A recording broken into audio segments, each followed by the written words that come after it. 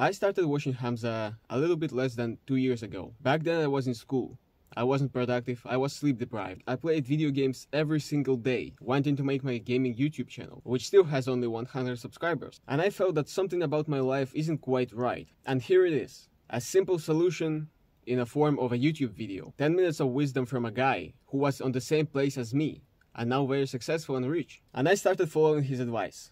I started meditating, I started journaling, I started exercising, I started doing a lot of productive stuff. I almost completely stopped playing video games. But something about his advice wasn't quite right. Some of his advice worked for me perfectly, and some of his advice didn't work for me at all. So does it mean that Hamza was wrong?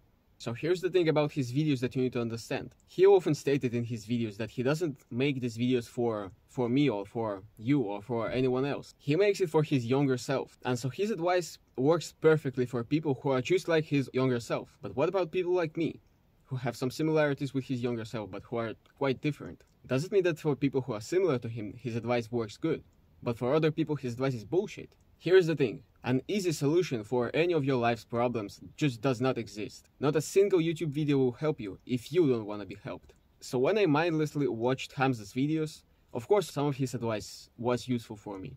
But some of his other advice that wasn't obviously useful didn't have an effect on me. Why? Because as I said before, he gave this advice for his younger self, not for me. And in order for this advice to help me, I needed to change it for myself. I needed to think about how to apply this advice for my situation. And when I realized that all his advice was genuinely useful. So was Hamza wrong? Absolutely not.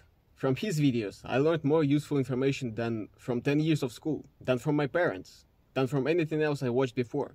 And I just cannot tell you how useful was his mental health advice. I wasn't productive, I wasn't disciplined, I wasn't grateful. And now I am.